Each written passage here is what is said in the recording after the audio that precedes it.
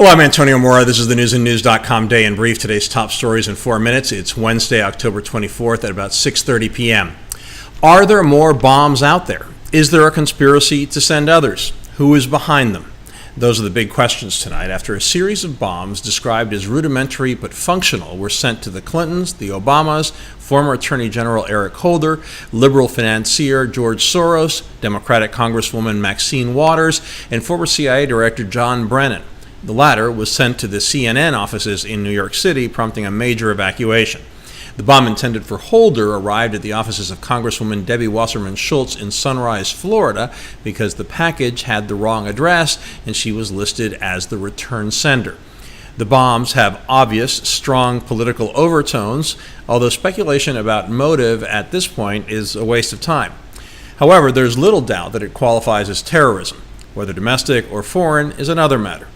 Despite the fact that none of the bombs exploded, they caused chaos wherever they were found, nowhere more than in the area of New York's Columbus Circle, where a few very busy Manhattan blocks were shut down.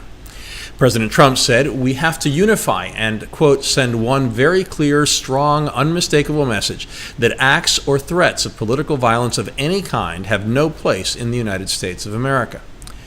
No matter what the facts are found to be in this case, Trump should listen to his own message, and so should some Democrats, including Hillary, Holder, Brennan, and Waters, who have also escalated the political rhetoric.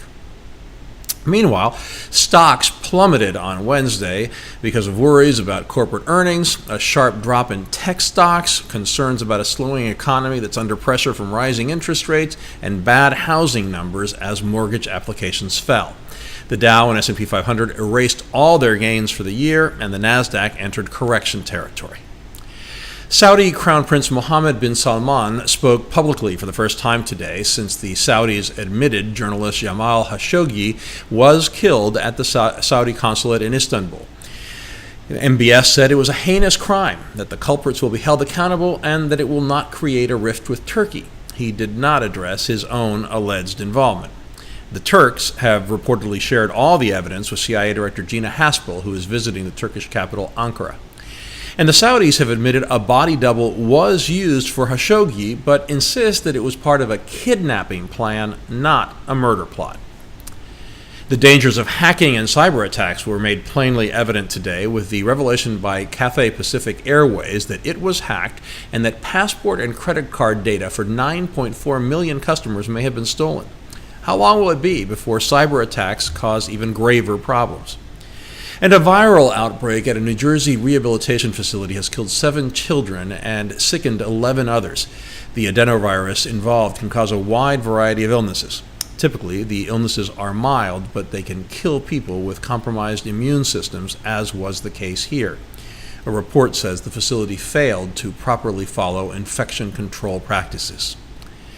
In our alternate universes segment, the great divide between conservative and liberal media, if you think calling this segment alternate universes is hyperbole, I suggest you check out the websites of various news organizations and compare what you see. I do every day.